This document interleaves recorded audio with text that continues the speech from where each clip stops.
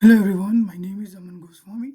I'm the student of Washington University of Science and Technology, and this is the subject DMA 603 Presentation and Visualization, directly reported to Professor Amy Newman. She has been wonderful throughout this semester, and I'm really grateful to her. She has guided us to how we are going to use this subject as a in our day-to-day life or on any project. So I really thankful to her and thank you, Professor. So this is the final chart representation or the last assignment of my semester of this subject, and then let's get started with this. You can see the sample data of an automobile company, which has around 19 columns starting with order number to deal size. All right, and this is the table I already performed the cleaning cycle on it using the conditional formatting and sort and filtering and everything that we do for cleaning the data. And then after I have created this pivot table here for each and every graph or the chart. All right, so this is the first table that we have here: product line and the sales, product line and its sales. So we have seven product line here, starting with classic cars, motorcycles, plane, ships, trains, truck and buses, vintage cars, and its sales are here. And I have created one vertical bar graph using this table. So in vertical bar graph or horizontal bar graph or stacked vertical bar graph, the only thing is the tallest the bar is the highest the value. So you can see here this is the tallest bar that we are see I mean that we can see actually. So and this is the classic cars, the highest value and the tallest bar. So you have to remember this, that the tallest the bar is the highest the value. So classic cars, this automobile company is selling more classic cars than any other vehicle. All right, and then another table we are comparing e five countries, the total sales of the countries. All right, so here we can see the total sales of each and every country and its values. All right, so remember one thing, that the tallest the bar, highest the value. All right, and now let's jump on the another table which we have here. So now here we are, what we are doing is comparing sales of 2003, 2004 and the 5. So we are comparing multiple years of sales in in one table. So how we are going to represent it? Using stacked bar chart. So stacked bar chart or bar graph. So here I have used stacked vertical bar graph for this. You can see this graph. This see you when we are clicking on each and every segment of this bar, we have separate uh, bars. It is just stacked. All right, so this is blue is representing 2003, orange is representing 2004, and the green is representing 2005. So the classic car sales in 2003 is the is this, the orange is 2004 and the green is 2005, and so on. And another one, we have another table is we are dealing with the deal size per quarter. I mean, we have four quarters here: one, two, three, and four, and we have this deal size: large, medium, small. And I have created one chart using this. I mean, this is the bar graph that we are showing. So these four colors of bar is showing the quarters, and these three are the deal size, that large, medium, and small. All right, the another table we have is, uh, let's go with this first, or let's go with this we have this table, we have this table which is comparing sales of every month.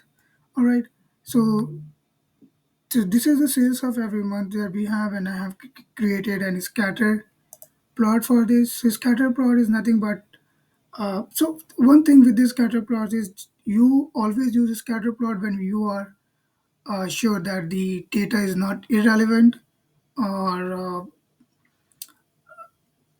avoid it when you are going to use this scatter plot when you are going to comparing actually with multiple categories. So in scatter plot graph, line and slope graph, we are dealing with two or three variables, not more than that. So this is the time that it is showing, and this is the value. All right. So here you can see these bubbles, small bubbles, which is representing the each and every value of this is. So see, in first month, this much of sales, around $8 million, and then in January we have this much of sales, and so on. All right, and let's jump on another table we have, which is we are comparing quarter ID. We are comparing the sales in each and every quarter. So in very first quarter we have this much of sales, around 2,350,000, and the second is $2 million, and the third quarter is 1,7,500,000, and the fourth is the maximum sales that the company made was 3,087,000, which is almost $4 million. All right, so how so I'm going to show this data in the line graph first. This is the combination of the scatter plot and the line graph. So we have done this scattering here. See, we have done this scattering here, and then we draw the line. So this is automatic process, not the manual. But when we were in the school, we were doing this. We had these small. Uh, I remember we have this small set of data, and we were doing it first the scattering and then drawing the line on this. And same data with the slope graph. See, so we have the line, but we are having one this trending line. So this trending line is showing that how your company is growing, whether it's in the profit, it's in the loss. This year, what happened in this year, it is showing the trend of the company. All right, and now let's jump on another table that we have this. Uh, let's first jump on this, the heat map. So heat map is nothing but it is a very simple method to represent the data. So the darkest the value, the highest the value. I mean, the darkest yellow color is the highest value, and the lowest is the red one. The highest is yellow, the lowest is red one, the highest is yellow, the lowest is red one.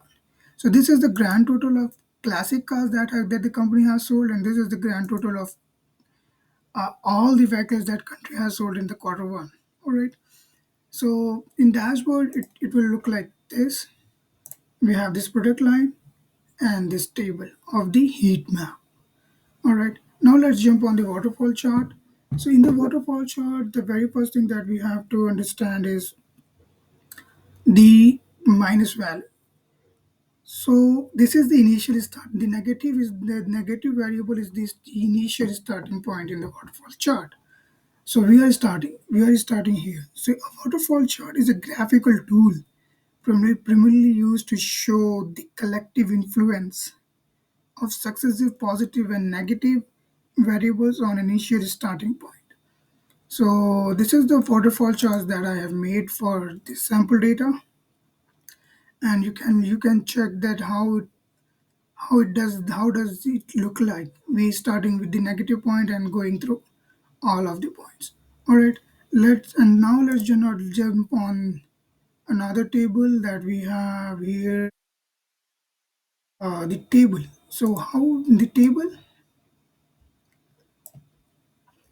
table is it's this is the demonstration of how each customer made sales as a large, medium, small deal size.